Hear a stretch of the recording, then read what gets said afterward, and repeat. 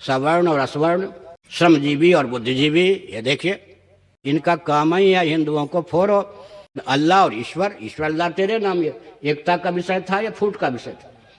किसी मुसलमान ने इस बुद्धिहीनता का परिचय दिया कि ईश्वर अल्लाह तेरे नाम का भजन किया हो? हिंदुओं को देख लीजिए, ईश्वर अल्लाह तेरे नाम, उसके नाम पर देश का विभाजन कर दिया अंग्रेजों ने। हरिजन शब्द, पृथक से हरिजन शब्द दे करके फोड़ा या नहीं फोड़ा? ये तो अंग्रेजों की कूटनीति है जो देशी राजनेताओं के माध्यम से आती है। दो दो शब्द मार देते हैं हिंदुओं को। हिंदुओं के मस्तिष्क की दुर्बलता देखिए, वेदादि शास्त्र विहीनता के कारण। श्रमजीवी और बुद्धिजीवी और लड़ो, सवर्ण और असवर्ण लड़ो। अब क्या बड़ी विचित्र बात है। अब विपक्ष का अर्थ हो गया विरोधी दल। अब वो कांग्रेसी, भाजपा, ये सब ऐसे लड़ते हैं जैसे एक अंग्रेज हो, एक मुसलमान हो, एक हिंदू हो, तो एक कुछ और हो।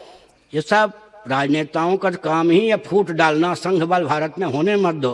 उनकी कूटनीति को समझकर उस पर पानी फेरने का प्रबल उपाय होना चाहिए। और 10-20 व्यक्ति भी, कभी कभी तो एक शेर भी 50 सियार पर विजय प्राप्त करने के लिए पर्याप्त होता है।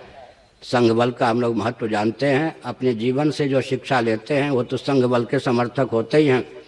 5 विभाग हैं हमारे शरीर में, बहुत से विभाग हैं, लेकिन एक मस्तिष्क का विभाग, एक हाथ का विभाग, एक पाँव का विभाग, एक गुदा का विभाग, एक कटी प्रदेश का विभाग। 5 विभाग, 5 के काम अलग अलग, लेकिन सहभागिता से पूरा जीवन चलता है।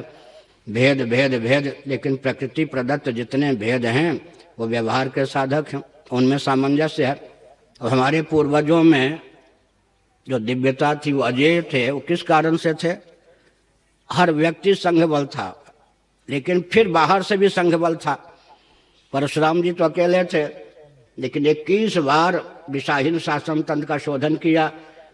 देखने में अकेले थे, वो संघ बल था या नहीं उनके साथ? ये जो विद्या थी, उपासना, इसी प्रकार सामंजस्य साधने वाले माली की जरूरत है।